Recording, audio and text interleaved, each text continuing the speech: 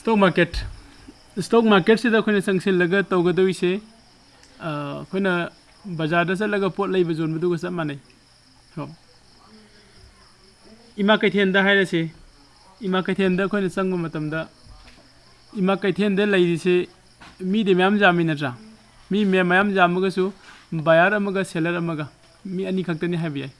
yai ko amana zon ba amana leiba samana na stock market ta su buyer ama laigani seller ama laigani yai ko aduga buyer and seller sin tawgadoi se kaino ima kaithen da di poche myam phanek phiron asaport ko makhan gi nga dai kai dagi myam ama phange physical loiba aduga khone stock market ta sangse laga share market sida sangaga share kano sida lawdu sidi ngasagi physically oiba product ti amta oidre shares ni lawdu se ko haji phau da khoi sarok pam di khange mamangi class ani dagi akhoina buy tawgadoi sell tawgadoi do karama masaki posak no haigadi shares ne shares se company amagi shares ni ani SBI gi oiba yai natragana bagi any company amagi ko हाइरिबा company से कोई सेबी ने approve तौर मतुंगदा सेबी ने approve तौर मतुंगदा कोई stock exchange अनि लई हाइरिबा स्टॉक एक्सचेंज अनि इंडियन कनो से कोई नेशनल स्टॉक एक्सचेंज का बॉम्बे स्टॉक एक्सचेंज अनि सिदा को लिस्टिंग तौरबा लिस्ट तौरबा स्टॉक तो अदु खक्तंग अखोइना कने तारे ट्रेड तौबदि अवेलेबल ओइगनि याको अदो खना ट्रेड तौबा मु हाइरे ट्रेड तौबा सिदि करिनो हाइगदि ट्रेड तौबा से अतै केम नते बाय एंड सेल तौबदुनि आइना शेयर अमा बाय तौरगा हाइरिबा शेयर दो मु सेल तौबदो हाइरिबा बाय गे सेल अनि से पुल कांदा वन ट्रेड ओइदुनि याको अदो सिदा कोइना शेयर अमा हाइबसे करिनो हाइरे कांदा नौना यावरइबा अंगांग सिंको हाइदि खोगी न्यू कमर्सिंग हाइपे ngaurम बसु जाय खोगी एनी कंपनी अमगी मागी मार्केट की कैपिटल है नले कैपिटल से मागी वैल्यू ओइदुइनि को SBI से मी अमने लैगे हारगदी मागी ममन अम लैगनि नत्रा सपोज इसम सम ना हाय कांदा अखोगी सिदा सुरोक मपान दा हारो नत्रगा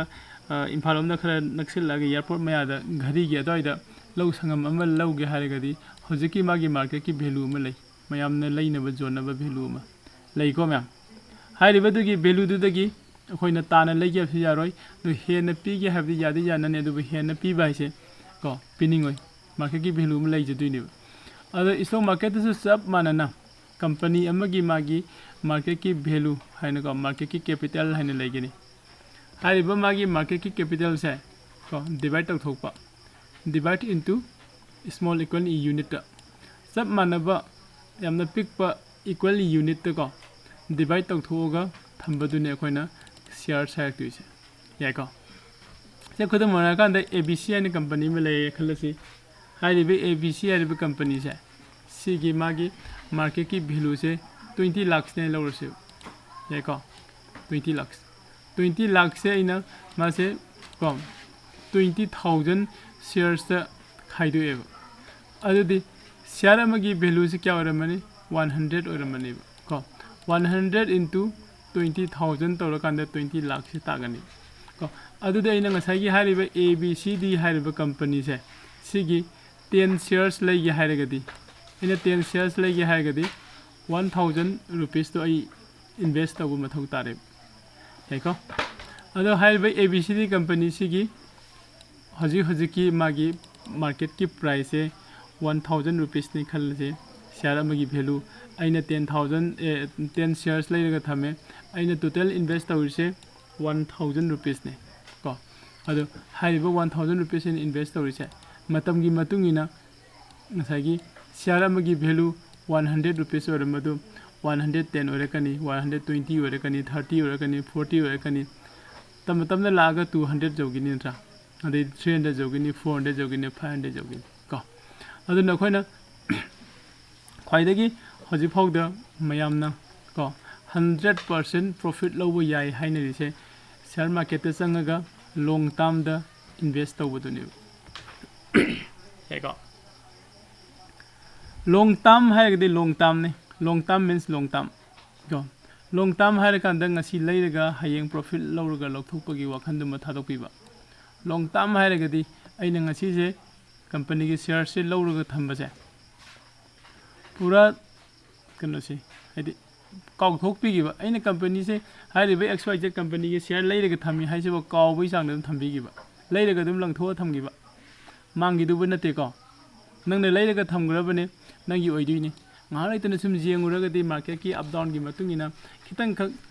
agi wakhando sense torok pa yai ko adugi wakhan se sense torok tana bana sungjeng jeng birodaba after 5 years ta 10 years ta yenga ta type ta thamgi basum yai ko ma'am aduna masi aina suppose Punjab National Bank se leire khalase hoji hoji magi value se kyano leire se 126 ada ni leiba male ko 126 la leiba se after 10 years adi after 10 years adi in khan bada kya mu jo bujai myam after 10 years adi ngasagi 126 rupees haram basida 0 ani guma jarak pa yai ho 0 ani guma jarak pa 12000 gi ma da lakpa haidi 1000 to 1000 126 rupees hai after 10 years ko aigi hope oina Punjab National Bank se 12600 5 lakh pa yai adudi sa ko na 126 ta lawraga 200 jaw kan 300 jaw kan dang halai ten sung koyan jola sanabai mota sigi big ko profit siga loina na koi book to bangam bagi sang do adu bo khangwani hena phai ko aduna ne ngasagi long term means long term hai rei doin long term means long term ma'am जाएगा अने से long term दे लौरगा थमगे खलगदी long term नि हाने थम सुंजोक सोपिरुदबा आई देखोना insurance जाव मतमदा आइगी term सिगी मिसियर ओइदरी हाने लखोक्तन थमबदो अदुमाइना अइने जावरिसे 10 years किनी अइने लैरिबा share से 10 year after 10 years नत्रगा after 15 years ता सेल तोके थादोके ने लैबनी हाने खलगा खांगा थमबा को अदाय मतमदा हाइबा खोगी प्रॉफिट से हाइदि बिग प्रॉफिट मादे मागी कनो से अमाउंट से फंगबा ngमगनि एको अदा सिदा नेक्स्ट दा खोइना trading नत्रगना ngasai khoi account open tawra matungda ko long term da leiba haibam su lai ko adaidi short term da loba haib su lai ko si long term short term sida ko khoina sida position versus holding haiba mathori position से न कहीं holding से न कहीं सुजिंग मिना से holding से न कहीं का अना कंपनी के शेयर से मैं ले रहे को ऐसा कोई नहीं XYZ कंपनी में की शेयर से ले रहे खल से को XYZ कंपनी के शेयर से इन लव का थम बसे फर्स्ट डे यहाँ हन निमित्त दी पोजीशन दे लेगनी को पोजीशन इन होल्डिंग से है कोई Zerodha अकाउंट ओपन तौर कांदे Zerodha चंग कांदे फंगनी को उबा ऐसे होरेन Zerodha चंग जिंग हन गया मैम दा फर्स्ट डे अना long term दा लौब मतमदा अगी शेयर्स नंबर ऑफ शेयर्स अना ngasi लेबसिंग दो पोजीशन की मनुंग दा लोइने लेगनी अदुगा नेक्स्ट डे को नेक्स्ट डे ददी पोजीशन दा लेररोय होल्डिंग दे संगरनी याई को मैम अंतंग हलमगे अने एनी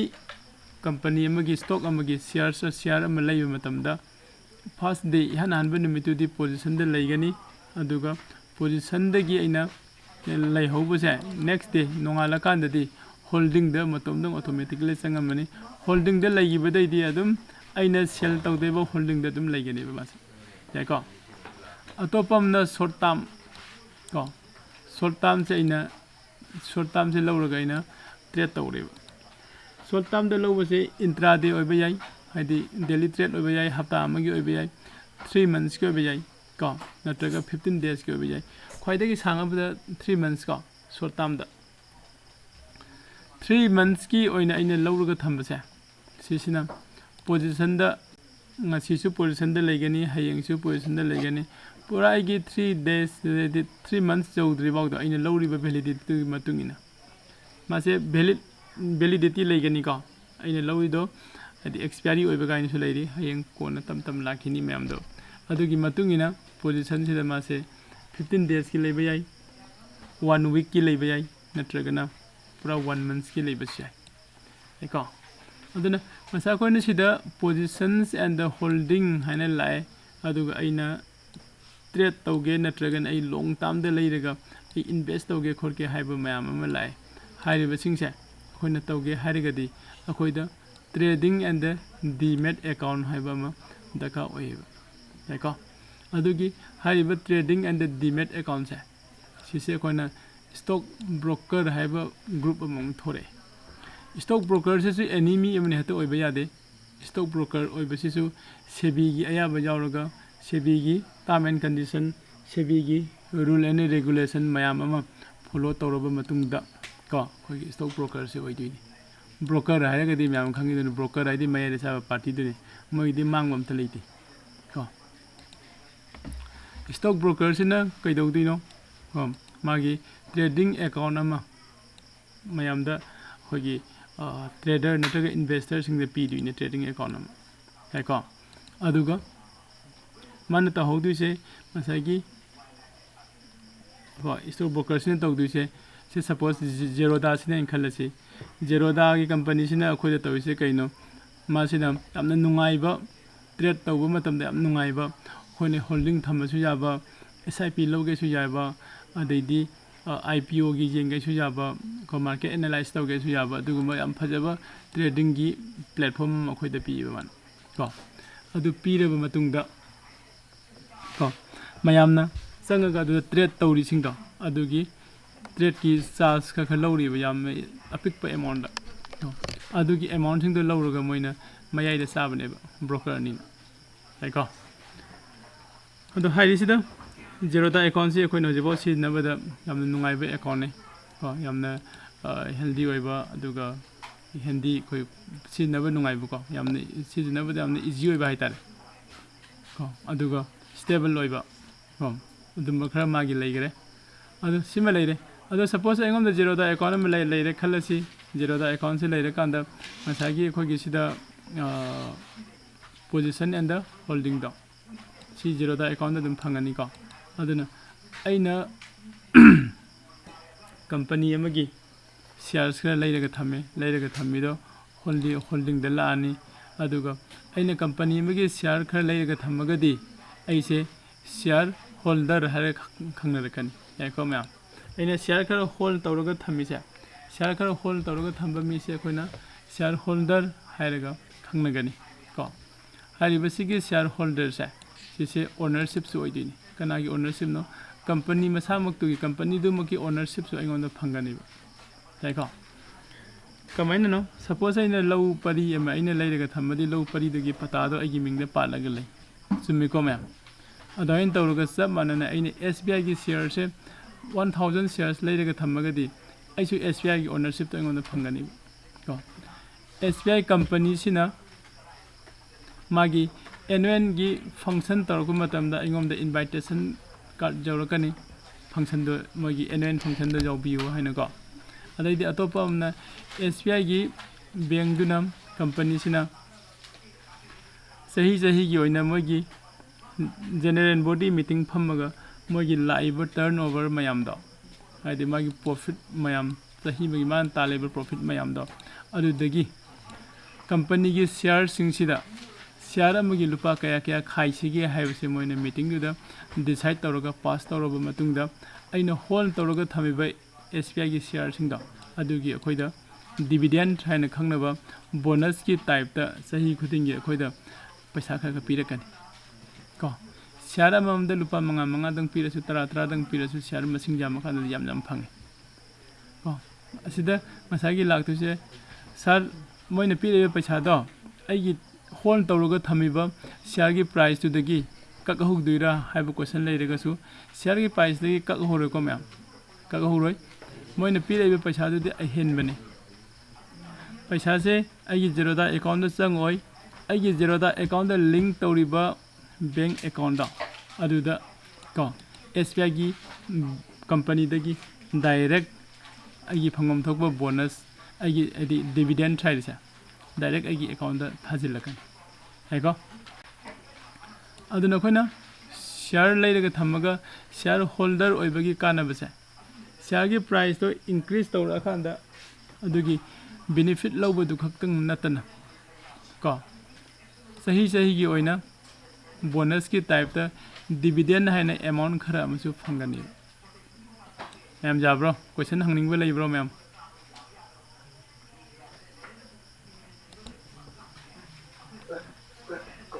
ꯌꯥꯔꯦ ꯁꯥꯔ ꯑꯁ ꯊꯛꯀꯗꯦ ꯌꯥꯝ ꯅꯨꯡꯉꯥꯏ ꯑꯣꯀꯦ ꯑꯗꯨꯗꯤ ꯃꯈꯥꯃꯨꯛ ꯂꯥꯛꯆꯒꯦꯀꯣ ꯑꯣꯀꯦ ꯑꯗꯨꯗꯤ ꯉꯁꯥꯏ ꯑꯩꯈꯣꯏꯅ ꯁꯤꯌꯔꯁꯦ ꯂꯩꯔꯒ ꯊꯝꯕꯁꯤꯁꯨ ꯌꯥꯝ ꯀꯥꯟꯅꯔꯝꯃꯦ ꯅꯠꯇ꯭ꯔꯥ ꯁꯤꯌꯔꯒꯤ ꯄ꯭ꯔꯥꯏꯁꯁꯤꯁꯨ ꯇꯥꯏꯝ ꯇꯨ ꯇꯥꯏꯝ ꯏꯟꯀ꯭ꯔꯤꯖ ꯇꯧꯔꯛꯏ ꯑꯇꯣꯞꯄ ꯑꯃꯗ ꯄ꯭ꯂꯁꯇ ꯆꯍꯤ ꯈꯨꯗꯤꯡꯒꯤ ꯑꯩꯉꯣꯟꯗ ꯗꯤꯕꯤꯗꯦꯟ ꯍꯥꯏꯕ ꯑꯃꯁꯨ ꯂꯥꯛꯀꯗꯧꯔꯤ ꯀꯣ ꯗꯤꯕꯤꯗꯦꯟꯒꯤ ꯃꯇꯥꯡꯁꯦ ꯀꯅꯥꯒꯨꯝꯕ ꯍꯥꯟꯅ ꯈꯪꯗꯕꯁꯨ ꯌꯥꯎꯔꯝꯒꯅꯤꯀꯣ ꯉꯁꯤꯗꯩꯗꯤ ꯈꯪꯍꯧꯔꯣ ꯑꯦꯅꯤ ꯀꯝꯄꯅꯤ ꯑꯃꯒꯤ ꯑꯩꯈꯣꯏꯅ ꯁꯤꯌꯔꯁꯦ ꯊꯝꯕꯁꯦ ꯀꯝꯄꯅꯤꯗꯨꯒꯤ ꯆꯍꯤ ꯑꯃꯒꯤ ꯃꯣꯏꯒꯤ ꯑꯦꯅꯨꯋꯦꯜ ꯀꯩꯅꯣꯁꯦ ꯖꯦꯅꯔꯦꯜ ꯕꯣꯗꯤ ꯃꯤꯇꯤꯡ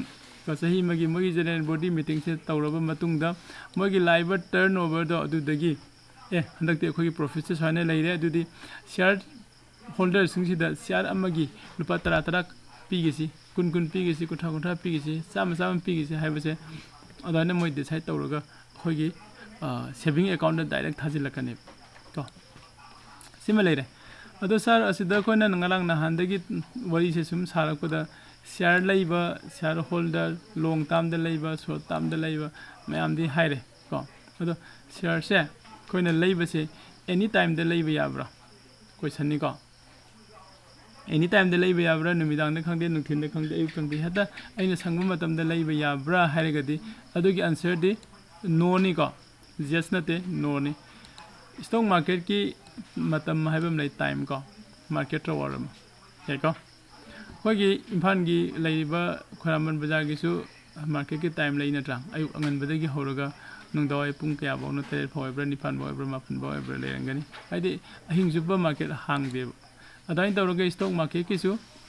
ꯑꯌꯨꯛꯀꯤ ꯄꯨꯡ 7:35ꯗꯒꯤꯅ ꯅꯨꯡꯊꯤꯟꯒꯤ ꯄꯨꯡ 3:30 ꯐꯥꯎ ꯁꯤ ꯑꯩꯈꯣꯏꯒꯤ ꯁ꯭ꯇꯣꯛ ꯃꯥꯔꯀꯦꯠꯀꯤ ꯀꯣ ꯃꯥꯔꯀꯦꯠ ꯑꯋꯥꯔꯅꯦ ꯍꯥꯏꯔꯤꯕ ꯃꯥꯔꯀꯦꯠ ꯑꯋꯥꯔꯁꯦ ꯁꯦꯀꯦꯟ ꯑꯃꯐꯥꯎ ꯆꯦꯟꯅꯗꯅ ꯑꯣꯄꯟ ꯇꯧꯔꯛꯀꯅꯤ 9:15 AM ꯍꯥꯏꯔꯒꯗꯤ 9:15 AMꯅꯤ ꯀꯣ ꯃꯅꯤꯄꯨꯔꯒꯤ ꯀꯩꯅꯣꯗ ꯅꯠꯇꯦ ꯃꯅꯤꯄꯨꯔꯗ ꯑꯩꯈꯣꯏꯅ ꯄꯨꯡ 2ꯗ ꯃꯤꯇꯤꯡ ꯍꯧꯒꯅꯤ ꯍꯥꯏꯔꯒ 3:30ꯗ ꯄꯨꯡ 2:30ꯗ ꯃꯤ ꯃꯌꯥꯝ ꯂꯥꯛꯅꯕꯗꯣ ꯑꯗꯨꯒꯨꯝꯕ ꯅꯠꯇꯦꯀꯣ 9:15 ꯍꯥꯏꯔꯗꯤ 9:15 ꯆꯞ ꯆꯥꯅ ꯁ꯭ꯇꯥꯔꯠ ꯇꯧꯒꯅꯤꯀꯣ 3:30ꯗ ꯂꯣꯏꯒꯅꯤ ꯍꯥꯏꯔꯗꯤ 3:30ꯗ ꯁꯨꯝ ꯂꯣꯏꯒꯅꯤ ꯌꯥꯏꯀꯣ ꯌꯥꯝꯅ ꯁ꯭ꯇ꯭ꯔꯤꯛ ꯑꯣꯏꯕ ꯀꯩꯅꯣꯅꯤ ꯑꯗꯨꯒ ꯀꯔꯤ ꯅꯨꯃꯤꯠꯇ ꯃꯥꯔꯀꯦꯠꯁꯦ ꯑꯣꯄꯟ ꯇꯧꯒꯦ ꯍꯥꯏꯔꯒꯗꯤ ꯃꯟꯗे ꯇꯨ ꯐ꯭ꯔꯥꯏꯗꯦꯁꯦ ꯃꯥꯔꯀꯦꯠ ꯑꯣꯄꯟ ꯇꯧꯒꯅꯤ ꯁꯦꯇꯔꯗे ꯁꯟꯗे ꯑꯣꯐꯅꯤ ꯁꯦꯟꯇ꯭ꯔꯦꯜ ꯒꯚꯔꯟꯃꯦꯟꯇꯒꯤ ꯍꯦꯟꯅ ꯁꯥꯊꯤ ꯍꯥꯏꯇꯥꯔꯦꯅꯦ ꯁꯦꯟꯇ꯭ꯔꯦꯜ ꯒꯚꯔꯟꯃꯦꯟꯒꯤ ꯑꯩꯈꯣꯏ ꯖꯣꯕꯇꯒꯤ ꯍꯦꯟꯅ ꯁꯦꯇꯔꯗे ꯁꯟꯗꯦꯁꯦ ꯑꯗꯨꯝ ꯑꯣꯐ ꯑꯣꯏꯔꯒ ꯂꯩꯒꯅꯤ ꯃꯟꯗे ꯇꯨ ꯐ꯭ꯔꯥꯏꯗꯦꯁꯦ ꯃꯥꯔꯀꯦꯠꯀꯤ ꯀꯩꯅꯣꯒꯤ ꯃꯥꯔꯀꯦꯠ ꯑꯣꯄꯟ ꯇꯧꯕ ꯅꯨꯃꯤꯠ ꯑꯣꯏꯒꯅꯦꯕ ꯀꯣ ꯇꯥꯏꯃꯤꯡꯅ 9:15 AM to 3:30 PM ꯁꯤꯃꯁꯨ ꯀꯥꯎꯕꯤꯔꯅꯨ ꯃꯌꯥꯝꯅ ꯌꯥꯏꯀꯣ ꯍꯥꯏꯔꯤꯕ ꯁꯤꯒꯤ ꯃꯇꯝꯁꯦ ꯁꯤꯒꯤ ꯅꯨꯃꯤꯠꯁꯦ ꯁꯤꯗ ꯑꯩꯈꯣꯏꯅ ꯇ꯭ꯔꯦꯗ ꯇꯧꯕ ꯌꯥꯏꯕ ꯑꯩꯈꯣꯏꯅ ꯇ꯭ꯔꯦꯗꯁꯨ ꯍꯥꯏ ꯈꯔ ꯑꯃꯅ ꯇ꯭ꯔꯦꯗꯤꯡꯁꯨ ꯍꯥꯏꯀꯣ ꯇ꯭ꯔꯦꯗꯤꯡ ꯇꯧꯕ ꯅꯠꯇ꯭ꯔꯒ ꯇ꯭ꯔꯦꯗ ꯇꯧꯕ ꯅꯠꯇ꯭ꯔꯒ ꯇ꯭ꯔꯦꯗꯤꯡ ꯇꯧꯕ ꯍꯥꯏꯁꯤ ꯀꯔꯤꯅꯣ ꯍꯥꯏꯀꯥꯟꯗ ꯏꯁꯝ ꯁꯝꯅ ꯁꯤꯌꯔꯗꯣ ꯕꯥꯏ ꯇꯧꯕ ꯑꯦꯟꯗ ꯁꯤꯌꯔꯗꯣ ꯁꯦꯜ ꯇꯧꯕꯗꯨꯅꯦꯕ ꯀꯣ ꯁꯤꯗ ꯇ꯭ꯔꯦꯗꯤꯡ ꯍꯥꯏꯕꯁꯤꯗ ꯅꯠꯇ꯭ꯔꯒ ꯇ꯭ꯔꯦꯗ ꯍꯥꯏꯕꯁꯤꯗ ꯑꯩꯈꯣꯏꯅ ꯉꯁꯥꯏꯗ ꯑꯩꯅ ꯍꯥꯏꯔꯤꯁꯦ ꯇ꯭ꯔꯦꯗ ꯇꯧꯕ ꯍꯥꯏꯕꯁꯤ ꯕꯥꯏ ꯅꯠꯇ꯭ꯔꯒ ꯁꯦꯜꯗꯨꯅꯤ ꯍꯥꯏ ꯕꯥꯏ ꯇꯧꯔꯒ ꯁꯦꯜ ꯇꯧꯕꯗꯨ 1 ꯇ꯭ꯔꯦꯗ ꯑꯣꯏꯗꯣꯏꯅꯤ ꯀꯣ ꯑꯩꯈꯣꯏꯅ 1 ꯇ꯭ꯔꯦꯗ ꯍꯥꯏ ꯀꯥꯟꯗ 1 ꯇ꯭ꯔꯦꯗꯁꯦ ꯀꯝꯄ꯭ꯂꯤꯠ ꯑꯣꯏꯒꯦ ꯍꯥꯏꯔꯒꯗꯤ ꯕꯥꯏ ꯍꯥꯟꯅ ꯇꯧꯔꯒ ꯁꯦꯜ ꯀꯣꯜ ꯇꯧꯕ ꯅꯠꯇ꯭ꯔꯒꯅ ꯁꯦꯜ ꯍꯥꯟꯅ ꯇꯧꯔꯒ ꯕꯥꯏ ꯀꯣꯜ ꯇꯧꯕ ꯁꯤꯗ ꯑꯩꯈꯣꯏꯒꯤ 1 ꯇ꯭ꯔꯦꯗ ꯑꯃꯁꯦ ꯀꯝꯄ꯭ꯂꯤꯠ ꯑꯣꯏꯗꯣꯏꯅꯤ ꯁꯥꯔ ꯃꯁꯤꯗ ꯑꯩꯈꯣꯏ ꯀꯟꯐ꯭ꯌꯨꯖꯟ ꯑꯃ ꯂꯩꯔꯦ ꯀꯔꯤ ꯀꯟꯐ꯭ꯌꯨꯖꯟꯅꯣ ꯄꯣꯠ ꯑꯃ ꯑꯩꯈꯣꯏꯅ ꯍꯥꯟꯅ ꯂꯩꯔꯒ ꯄ꯭ꯔꯣꯐꯤꯠ ꯂꯥꯛꯑꯀꯥꯟꯗ ꯀꯣꯟꯅ ꯁꯦꯜ ꯇꯧꯕꯗꯨꯗꯤ ꯈꯪꯉꯤ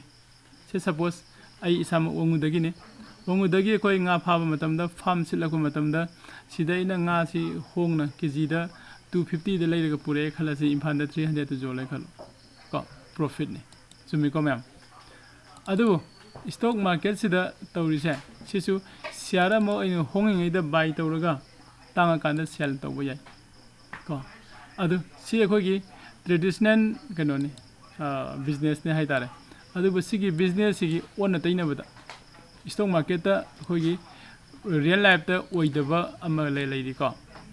ꯑꯩꯉꯣꯟꯗ ꯁꯨꯡꯂꯩ ꯂꯩꯇꯕ ꯄꯣꯠꯁꯦ ꯑꯩ ꯍꯥꯟꯅ ꯁꯦꯜ ꯇꯧꯊꯣꯛꯄ ꯃꯌꯥꯝ ꯇꯥꯕꯤꯌꯨꯀꯣ ꯑꯩꯉꯣꯟꯗ ꯁꯨꯡꯂꯩ ꯂꯩꯇꯕ कंपनी की शेयर से स्टॉक से अना हाँ सेल तौरब होरें ट्रेड से लोब बाई तौर लोब को मसी करम तौगे है अखोना बाय हाँ तौर सेल कोना तब थबकसीदी हजिक लुपा 10 पीबसे अना जेंब होरें नत्रग होरें नुंगदाव नत्रग नुमित मरी मंगानी मासे लुपा 10 जौरप या 50 जौरप या है 10 लौरगा मार्केट की मागी प्राइस तो हाइगलप गाइबने चुम्मीको मैम अदुगा मसागी सिदा सेल हाँ तौबगी लाइसिना कहीं हजिक लुपा 100 पीरग लेबे पोसे अना उरईसे मसीसे लुपा 100 जौरे 100 हेंगलर 100 हंधरक्तुरे खलप को अदुदि अना 100 हाँ सेल तौथोमेदना अदुगा मार्केट तारगा लुपा 95 जौरे खलो 90 जौरे खलो 80 जौरे खलो सुम हंधरक्पदो अद होरेन आदा अना स्वाइदा मार्केट से लोइसिलगे है बाई तौरगा लोइसिनदोइनि को सिगी मतेक्सेमा प्रैक्टिकल के लोइना तौद्रगदि खितंग खंगाउगनि थ्योरी ओइना को मैम इसम समना स्वाइना खंगबिरो स्टॉक मार्केट अखोइगी नॉर्मल मार्केट सिगा मानदबदा अइगोमदा सुंगलै लेतबा शेयर से हाना सेल तौरगा कोना बाई तौरगा अइगी ट्रेड लोइसिनबा याय हैना खनबिरो हाना सेल तौदुइसे ममन तांगिङैदा सेल तौदुइनि ममन होंगाकान्दा बाई तौदुइनि प्रॉफिट इस मानगनि यायको मैम एंट्री हाइबा मै एग्जिट हाइबा मलाई को अखोइ खंगे एंट्री आदि कइनो संसिनबदुनि एग्जिट हाइरगा थोरकपदुनि को अखोइना एंट्री तौबा मतमदा बाय हाना तौरगा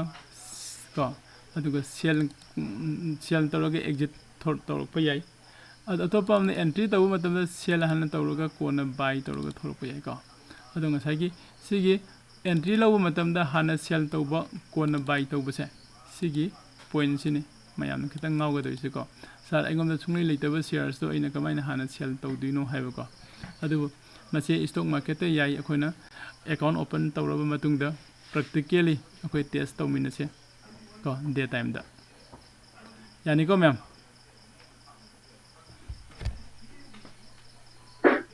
सर अदुदि सिदी इंट्राडे गुंबदा इंट्राडे गुंबदनी अदुगी इंट्राडे नतबा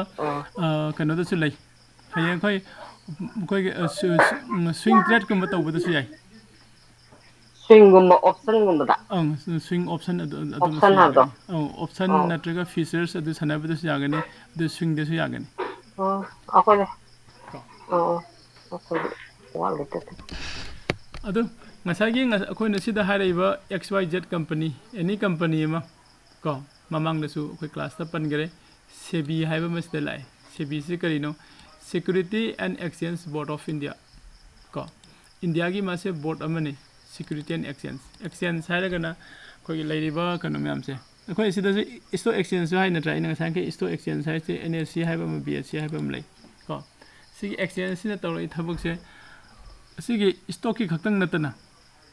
कंट्री अमगा कंट्री अमगी मरक की करेंसी दो करेंसी की एक्सचेंज सुसिना तौवेबा को NSE BSE सिना I had suppose USA 1 USA ga Indian rupees kya ga manai ga haragadi hojik kya ga manaba isu sarapa khangdi 85 ada mulai bro 87 85 to hai ribasi gi sang se kanana lepi no country du gi laiba exchange me am dun le pai ni mi amane ta USD amaga Indian rupees 25 ka mana hange 80 ga mana hange haraga yabna tebe ko सिगी लाइरिबा SEBI security and exchange board of India से सिगी मखादा लाइरिबा stock exchange अनि लै highway stock exchange अनि से अमना NSE नि अमना BSE को अदुना हाइबे सिगी NSE से 1992 दे स्टार्ट तौबने अदुगा BSE सिना 1875 ता को 1875 हाइदे इन खनबदा सही याम गरे को 1875 ते एस्टैब्लिश तौरमबने मासे को हान बोइना मागी कनोसी बिल्डिंग से हजिक लैरिबा खोगी कन मुंबई की दलान स्ट्रीट को सिदे हान बोइना साइ हाय आइजु हिस्ट्री द पाबनी को मैम 1875 ता am kuiraba keno ne aduna mase Bombay Stock Exchange se Asian country ma'am सी कोने oldest को ख्वाइदगी लीरबा stock exchange sam su oiriba hojik को yam chawthok chani ngai ni masisu ado mayam da su gam kuina de lerega Manipur da di kanbam matam da lakhibano haibdi mayam henna khangi ko ꯍꯧꯖꯤꯛ ꯍꯧꯖꯤꯛꯁꯨ ꯑꯩꯈꯣꯏꯒꯤ ꯁ꯭ꯋꯥꯏꯗ ꯑꯩꯅ ꯁꯤꯒꯤ stock ꯃꯥꯔꯀꯦꯠꯀꯤ ꯃꯇꯥꯡꯗ ꯍꯥꯏꯔꯨꯔꯗꯤ ꯃꯤꯁꯤꯡꯁꯤꯅ ꯄꯨꯔꯥ ꯑꯩꯉꯣꯟꯗ ꯑꯉꯥꯎꯕꯒꯤ ꯐꯤꯕꯝꯗ ꯑꯗꯩꯗꯤ ꯄꯩꯁꯥ ꯃꯥꯡꯉꯣꯏꯗ꯭ꯔꯥ ꯑꯗꯩ ꯀꯥꯏꯔꯣꯏꯗ꯭ꯔꯥ ꯀꯣ ꯍꯌꯦꯡ ꯀꯥꯏꯔ ꯆꯦꯡꯒꯗꯤ ꯀꯅꯥꯅ ꯁꯤꯡꯗꯣꯏꯅꯣꯒ ꯍꯥꯏꯕ ꯁꯨꯝꯕ ꯀꯣꯏꯁꯟꯁꯨ ꯃꯌꯥꯝ ꯑꯃ ꯂꯩꯔꯤꯀꯣ ꯑꯁꯦ ꯑꯩꯅ 2020ꯗꯒꯤ ꯑꯣꯟꯂꯥꯏꯟ ꯀ꯭ꯂꯥꯁꯁꯦ ꯄꯤꯕ ꯍꯧꯔꯛꯄ ꯃꯇꯝꯗ ꯃꯅꯤꯄꯨꯔꯒꯤ ꯃꯐꯝ ꯑꯌꯥꯝꯕꯗꯒꯤ ꯖꯣꯏꯟ ꯇꯧꯔꯛꯄꯁꯤꯡꯁꯦ ꯁꯥꯔ ꯑꯩ ꯃꯤ ꯀꯌꯥ ꯈꯣꯝꯗꯣꯏꯅꯣꯒ ꯍꯥꯏꯕ ꯃꯤꯁꯨ ꯌꯥꯎꯔꯦ ꯊꯥ ꯀꯌꯥ ꯁꯨꯔꯕꯅ ꯍꯧꯕꯒ ꯍꯥꯏꯕꯁꯨ ꯌꯥꯎꯔꯦ ꯑꯩꯅ ꯃꯗꯨ ꯁꯤ ꯁ꯭ꯇꯣꯛ ꯃꯥꯔꯀꯦꯠꯅꯦ ꯅꯦꯠꯋꯥꯔꯛ ꯃꯥꯔꯀꯦꯇꯤꯡ ꯅꯠꯇꯦ ꯍꯥꯏꯅ ꯑꯟꯁꯔ ꯃꯌꯥꯝ ꯑꯃ ꯄꯤꯈꯤꯀꯣ ꯑꯗꯨꯏ ꯃꯇꯝꯗꯗꯤ ꯌꯥꯝ ꯋꯥꯔꯝꯃꯦ ꯍꯧꯖꯤꯛꯇꯤ ꯁ꯭ꯇꯣꯛ ꯃꯥꯔꯀꯦꯠ ꯍꯥꯏꯔꯀꯥꯟꯗ ꯃꯤ ꯑꯌꯥꯝꯕꯅ ꯈꯪꯉꯤ ꯀꯣ ꯁꯤꯃ ꯐꯔꯦ ꯑꯗꯨꯒ ꯂꯣꯏꯅꯅ ꯍꯧꯖꯤꯛꯁꯦ ꯈ꯭ꯋꯥꯏ ꯅꯨꯡꯉꯥꯏꯕ ꯑꯃꯅ ꯃꯌꯥꯝꯅꯁꯨ ꯅꯣꯂꯦꯖ ꯁꯨꯝ ꯂꯩꯕꯤꯔꯝꯒꯅꯤ ꯈꯜꯂꯤ ꯀ꯭ꯂꯥꯁ 9, 10ꯗ ꯀꯣ ꯍꯣꯝ ꯁꯥꯏꯟꯁꯇ ꯁꯣꯁꯤꯌꯦꯜ ꯁꯥꯏꯟꯁꯇ ꯃꯦꯊꯃꯦꯇꯤꯛꯁꯇ ꯀꯣ ꯗꯤꯃꯦꯠ ꯇ꯭ꯔꯦꯗꯤꯡ ꯑꯦꯟ ꯗꯤꯃꯦꯠ ꯑꯦꯀꯥꯎꯟꯒ ꯍꯥꯏꯅ ꯑꯗꯩꯗꯤ ꯐꯥꯏꯅꯥꯟꯁꯤꯌꯦꯜ ꯏꯖꯨꯀꯦꯁꯟ ꯀꯣ ꯁꯤꯒꯤ ꯃꯇꯥꯡꯁꯦ ꯐꯖꯅ ꯇꯝꯃꯦ ꯁ꯭ꯀꯨꯜꯗꯒꯤ ꯍꯧꯔꯒ ꯁꯤꯃ ꯍꯥꯏꯗꯤ ꯏꯟꯗꯤꯌꯟ ꯒꯃꯦꯟꯅ ꯂꯥꯛꯏꯕ ꯃꯑꯣꯡꯁꯦ ꯑꯉꯥꯡꯗꯒꯤ ꯍꯧꯔꯒ ꯁ꯭ꯇꯣꯛ ꯃꯥꯔꯀꯦꯠꯁꯦ ꯈꯪꯍꯟꯕꯒꯤ ꯅꯣꯂꯦꯖꯅꯦ ꯑꯗꯣ ꯑꯩ ꯏꯁꯥꯃꯛ ꯗꯤꯜꯂꯤꯗ ꯌꯥꯝ ꯀꯨꯏꯅ ꯂꯩꯔꯛꯑꯦ ꯁꯤꯗꯒꯤ ꯑꯩ 2000 ꯖꯨꯂꯥꯏ 11ꯗ ꯆꯠꯄꯅꯦ ꯀꯣ ꯑꯗꯨꯒ ꯑꯥꯗ ꯁ꯭ꯇꯗꯤ ꯇꯧꯔꯒ ꯂꯣꯏꯁꯤꯜꯂꯒ ꯄ꯭ꯔꯥꯏꯚꯦꯠ ꯀꯝꯄꯅꯤꯁꯤꯡꯗ ꯌꯥꯎꯔꯒ ꯂꯩꯔꯒ 2020ꯒꯤ ꯖꯨꯟꯗ ꯍꯜꯂꯛꯄꯅꯦ ꯀꯣ ꯑꯗꯣ ꯍꯜꯂꯛꯄ ꯃꯇꯝꯁꯤꯗ ꯑꯩꯅ ꯑꯥꯗ ꯂꯩꯔꯤꯉꯩ ꯃꯇꯝꯗꯣ ꯑꯗꯨꯗ ꯑꯩꯅ ꯈꯪꯉꯛꯄꯁꯦ ꯃꯌꯥꯡ ꯃꯆꯥꯁꯤꯡꯁꯤꯗꯤ ꯑꯗꯨꯝ ꯍꯥꯏꯗꯤ ꯄꯣꯛꯄꯒ ꯑꯗꯨꯝ ꯁ꯭ꯇꯣꯛ ꯃꯥꯔꯀꯦꯠ ꯈꯪꯉꯦ ꯍꯥꯏꯕ ꯌꯥꯔꯦ ꯃꯣꯏ ꯅꯣꯂꯦꯖꯁꯦ ꯐꯖꯅ ꯂꯩꯌꯦꯕ ꯃꯣꯏꯗ ꯌꯥꯝꯅ ꯑꯦꯋꯥꯔꯅꯦꯁ ꯐꯖꯅ ꯑꯣꯏꯌꯦꯕ ꯑꯗꯣ ꯑꯩꯈꯣꯏꯅ ꯑꯃꯨꯛ ꯁꯨꯡꯈꯪ ꯈꯪꯍꯧꯗ꯭ꯔꯦ ꯑꯩꯁꯨ ꯑꯥꯗ ꯂꯩꯔꯒꯁꯨ 2018 ꯑꯗꯨꯋꯥꯏꯗꯒꯤ ꯈꯪꯉꯛꯄꯅꯤ ꯈꯪꯉꯨꯗꯦꯕ ꯍꯥꯟꯅ ꯑꯗ ꯃꯤꯅ ꯉꯥꯡꯂꯒꯁꯨ ꯌꯥꯝꯅ ꯀꯥ ꯍꯦꯟꯅ ꯇꯥꯁꯤꯜꯂꯨꯗꯕ ꯑꯗꯨꯃꯥꯏꯅ ꯇꯧꯕꯀꯣ ꯑꯩꯅ ꯆꯠꯂꯤꯕ ꯑꯩꯅ ꯇꯧꯔꯤꯕ ꯂꯥꯏꯟꯗꯨꯅ ꯈ꯭ꯋꯥꯏꯗꯒꯤ ꯕꯦꯁꯅꯤ ꯍꯥꯏꯅ ꯇꯧꯔꯒ ꯑꯩꯒꯤ ꯁꯣꯞꯋꯦꯌꯥꯔꯒꯤ ꯅꯣꯡꯃꯒꯤ ꯑꯣꯐꯤꯁꯇ ꯆꯠꯂꯒ ꯀꯣꯗꯤꯡ ꯏꯐꯝ ꯊꯣꯛꯄ ꯏꯔꯒ ꯑꯗꯨꯝ ꯄꯪꯂꯩ ꯂꯩꯕ ꯑꯗꯨꯃꯥꯏꯅ ꯂꯩꯔꯝꯃꯤ ꯀꯣ ꯑꯗꯨ ꯁꯤꯒꯤ Bombay stock exchange and national stock exchange ꯑꯗꯩꯗꯤ ꯁꯦꯕꯤ ꯍꯥꯏꯕ ꯂꯥꯛꯈ꯭ꯔꯦꯀꯣ ꯁꯤꯗ ꯑꯦꯛꯖꯥꯝꯄꯜ ꯑꯩꯈꯣꯏ ꯌꯦꯡꯃꯤꯟꯅꯁꯤ ꯀꯣ ꯑꯩꯈꯣꯏꯅ ꯀꯩꯗꯧꯕꯒꯤ ꯑꯩꯒꯤ ꯀꯝꯄꯅꯤꯁꯦ ꯑꯩꯅ ꯀꯝꯄꯅꯤ ꯑꯃꯒꯤ ꯁꯤꯌꯔꯁꯦ ꯀꯩꯗꯧꯕꯒꯤ ꯂꯩꯗꯣꯏꯅꯣ ꯑꯗꯩꯗꯤ ꯑꯇꯣꯞꯄ ꯑꯃꯅ ꯀꯝꯄꯅꯤ ꯑꯃꯅ ꯃꯥꯒꯤ ꯁꯤꯌꯔꯁꯇꯣ ꯁꯤꯌꯔꯁ ꯃꯥꯔꯀꯦꯠꯇ ꯆꯪꯉꯒ ꯀꯩꯗꯧꯕꯒꯤ ꯁꯦꯜ ꯇꯧꯔꯛꯇꯣꯏꯅꯣ ꯍꯥꯏꯕ ꯁꯤ ꯃꯇꯥꯡꯁꯤꯗ ꯉꯥꯏꯍꯥꯛꯇꯪ ꯗꯤꯁꯀꯁꯟ ꯇꯧꯃꯤꯟꯅꯁꯤ ꯌꯥꯏꯀꯣ ꯁꯦ ꯈꯨꯗꯝ ꯑꯣꯏꯅ ꯑꯩꯅ ꯍꯥꯟꯅ ꯏꯔꯒ ꯊꯥꯅꯝꯃꯤꯁꯦ ꯖꯣꯃꯥꯇꯣ ꯀꯣ ꯖꯣꯃꯥꯇꯣ ꯍꯥꯏꯅ ꯀꯝꯄꯅꯤ ꯑꯃ ꯂꯩꯔꯦ ꯖꯣꯃꯥꯇꯣ ꯀꯝꯄꯅꯤꯁꯦ ꯔꯦꯁꯇꯨꯔꯦꯟꯅꯤ ꯔꯦꯁꯇꯨꯔꯦꯟ ꯃꯆꯥ ꯃꯆꯥ ꯑꯩꯈꯣꯏꯒꯤ ꯀꯣꯐꯤꯒꯨꯝꯕ ꯊꯛꯄ ꯑꯗꯩꯗꯤ ꯀꯩꯅꯣꯒꯨꯝꯕ ꯕꯔꯒꯔꯒꯨꯝꯕ ꯆꯥꯐꯝ ꯀꯣ ꯑꯗꯩꯗꯤ ꯃꯈꯜ ꯃꯈꯜꯒꯤ ꯀꯩꯅꯣꯁꯦ ꯆꯥꯅꯕ ꯊꯛꯅꯕꯁꯦ ꯃꯉꯣꯟꯗ ꯐꯪꯉꯤ ꯑꯗꯨ ꯑꯩꯈꯣꯏ ꯆꯪꯉꯒ ꯃꯐꯝꯗꯣ ꯌꯥꯝ ꯀꯨꯏꯅ ꯐꯝꯃꯒ ꯋꯥꯔꯤ ꯋꯥꯇꯥꯏ ꯁꯥꯕꯁꯨ ꯌꯥꯏ ꯀꯣꯐꯤ ꯑꯃ ꯂꯧꯔꯒꯀꯣ ꯍꯥꯏꯔꯤꯕꯁꯤꯒꯤ ꯖꯣꯃꯥꯇꯣꯁꯦ ꯁꯤꯗꯤ ꯀꯝꯄꯅꯤꯁꯤꯒꯤ ꯃꯥꯒꯤ ꯄ꯭ꯂꯥꯟꯁꯦ ꯑꯦꯕ꯭ꯔꯣꯗꯇ ꯍꯥꯏꯗꯤ ꯑꯇꯣꯞꯄ ꯀꯟꯇ꯭ꯔꯤꯁꯤꯡꯗꯁꯨ ꯑꯦꯛꯁꯄꯥꯟ ꯇꯧꯕ ꯄꯥꯝꯃꯦꯕ ꯀꯣ ꯑꯦꯛꯖꯥꯝꯄꯜꯅꯤꯀꯣ ꯃꯌꯥꯝ ꯁꯄꯣꯁ ꯖꯣꯃꯥꯇꯣꯁꯤꯅ ꯀꯩꯗꯧꯕ ꯑꯇꯣꯞꯄ ꯀꯟꯇ꯭ꯔꯤꯁꯤꯡꯗ ꯃꯥꯒꯤ ꯁꯥꯔꯚꯤꯁꯁꯦ ꯑꯦꯛꯁꯄꯥꯟ ꯇꯧꯕ ꯄꯥꯝꯃꯦ ꯑꯇꯣꯞꯄ ꯁꯥꯔꯚꯤꯁꯁꯤꯡꯗ ꯑꯦꯛꯁꯄꯥꯟ ꯇꯧꯕ ꯍꯥꯏꯁꯤꯗ ꯑꯇꯣꯞꯄ ꯑꯇꯣꯞꯄ ꯀꯟꯇ꯭ꯔꯤꯗ ꯆꯠꯂꯒ ꯃꯥꯒꯤ ꯂꯩꯔꯤꯕ ꯀꯩꯅꯣꯁꯤꯡꯁꯦ ꯍꯥꯏꯗꯤ ꯔꯦꯁꯇꯨꯔꯦꯟꯒꯤ ꯃꯑꯣꯡꯗ ꯆꯞ ꯃꯥꯟꯅꯅ ꯑꯁꯣꯝꯗꯁꯨ ꯂꯣꯏ ꯁꯥꯔꯨꯗꯣꯏꯅꯤ ꯑꯆꯧ ꯑꯆꯧꯕ ꯁꯤꯇꯤꯗ ꯅꯠꯇ꯭ꯔꯒꯅ ꯀꯣ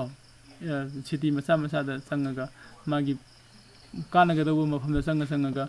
ꯏꯁꯇꯥꯔꯠ ꯇꯧꯔꯨꯗꯣꯏꯅꯦꯕ ꯃꯌꯥꯝ ꯑꯃ ꯅꯠꯇ꯭ꯔꯥ ꯑꯗꯨꯒꯤ ꯏꯁꯇꯥꯔꯠ ꯇꯧꯕꯁꯤꯗ ꯐꯟ ꯗꯔꯀꯥꯔ ꯑꯣꯏꯌꯦꯕ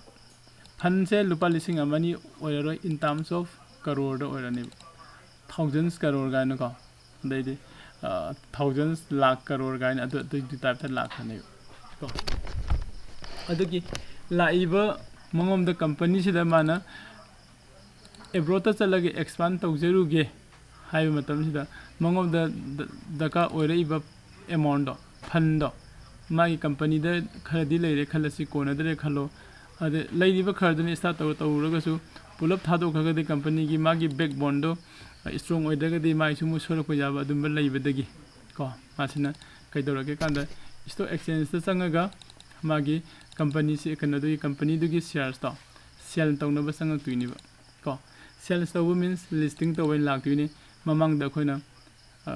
ꯂꯥꯁ ꯀ꯭ꯂꯥꯁꯇ ꯇꯧꯈꯤꯕꯗꯣ IPO ꯑꯣꯄꯟ ꯇꯧꯔꯒ ꯊꯥꯗꯣꯔꯛꯇꯣꯏꯅꯦꯕ ꯀꯣ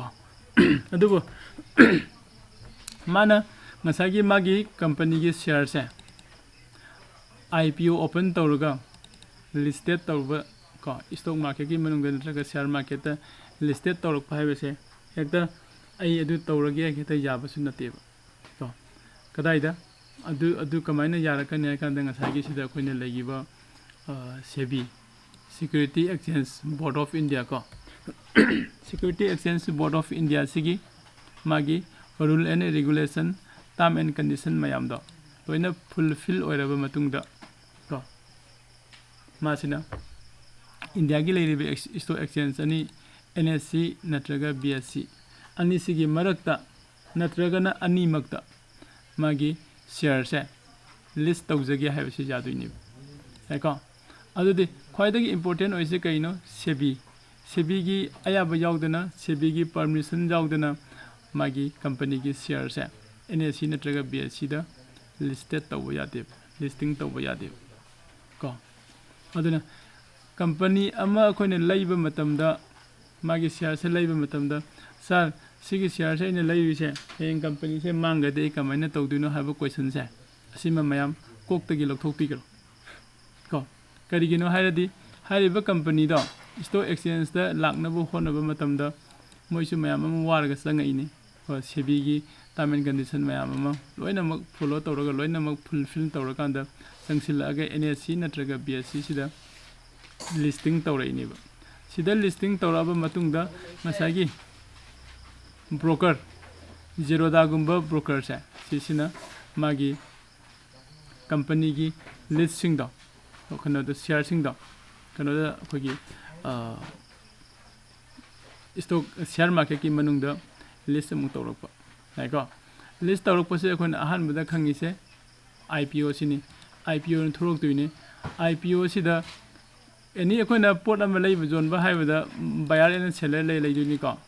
buyer sellerꯁꯦ ꯁꯤꯁꯤꯗ ꯁꯤꯒꯤ sellerꯁꯦ ꯁꯤꯅ ꯀꯝꯄꯅꯤ ꯑꯣꯏꯒꯅꯤ ꯑꯗꯨꯒ buyer ꯀꯅꯥ ꯑꯣꯏꯔꯅꯤ investor ꯑꯣꯏꯔꯅꯤꯕ ꯂꯣꯏꯅ ꯌꯥꯏꯀꯣ ꯑꯩ ꯃꯈꯥꯗꯁꯨ ꯇꯥꯏ buyer investor ꯑꯣꯏꯗꯣꯏꯅꯤ seller ꯀꯝꯄꯅꯤ ꯃꯁꯥꯃꯛꯁꯦ ꯑꯣꯏꯗꯣꯏꯅꯦꯕ ꯀꯣ ꯁꯨꯃꯥꯏꯅ ꯂꯩꯒꯅꯤ ꯑꯗꯨꯒ IPOꯒꯤ ꯃꯇꯥꯡꯗꯗꯤ ꯂꯥꯁꯀꯤ ꯀ꯭ꯂꯥꯁꯇꯁꯨ ꯑꯩꯈꯣꯏ ꯈꯔ ꯍꯦꯟꯅ ꯌꯦꯡꯒꯔꯦ ꯀꯣ ꯁꯤꯗ stock dividend ꯂꯩꯔꯦ ꯑꯩꯅ ꯀꯝꯄꯅꯤ ꯑꯃ ꯉꯁꯥꯏꯒꯤ ꯁꯤꯌꯔꯁꯦ ꯂꯧꯔꯒ ꯀꯨꯏꯅ ꯊꯝꯃꯛꯑꯒꯗꯤ ꯀꯣ ꯆꯍꯤ ꯈꯨꯗꯤꯡꯒꯤ ꯑꯩꯉꯣꯟꯗ dividend ꯍꯥꯏꯅ ꯕꯣꯅꯁꯀꯤ ꯇꯥꯏꯞꯇ ꯐꯪꯒꯅꯤ ꯍꯥꯏꯕꯗꯣ ꯑꯗꯨꯅꯤ ꯌꯥꯏꯀꯣ ꯁ꯭ꯋꯥꯏꯐꯥꯎꯗ ꯀꯣꯏꯁꯟ ꯍꯪꯅꯤꯡꯕ ꯂꯩꯅꯕ꯭ꯔꯣ ꯃꯌꯥꯝ